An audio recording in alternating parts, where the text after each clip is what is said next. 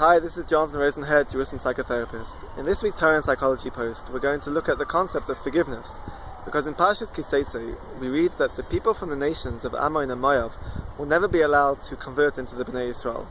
And this is because when the Bnei Yisrael passed through their lands, they weren't prepared to provide bread and water for them, and also because of their involvement in hiring Bilam to curse the Bnei Yisrael. Yet we do read that the people from Edom and Mitzrayim will be allowed to convert into the Bnei Yisrael by the third generation. And finally, at the end of the Parsha, we read about Amalek, never forgetting what Amalek did to the Bnei Yisrael. So what emerges is a spectrum of when it's appropriate and inappropriate to forgive, and I'd like to develop this further. Psychologists have tried to come up with a precise definition for forgiveness, but they've managed to reach a more general guideline for what forgiveness is. And that is number one, it's being able to take a more balanced view of the event and of the offender. And a vital element of this is empathy, being able to empathize. Number two is a decreased sense of resentment towards the offender, perhaps even compassion towards them. And number three is letting go of a feeling of wanting to see punishment and retribution against the offender. So forgiveness is a process, and it's difficult to forgive, and it can take a long time. And certainly at the beginning, a person may feel feelings of anger, resentment, grief, pain, and this is to be expected. But for how long? So I'm not going to give any time scale for this, because it's a subjective process.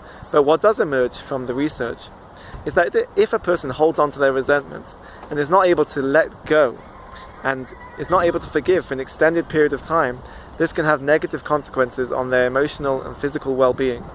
So for the person's own good, for their own benefit, they should try to forgive at some point.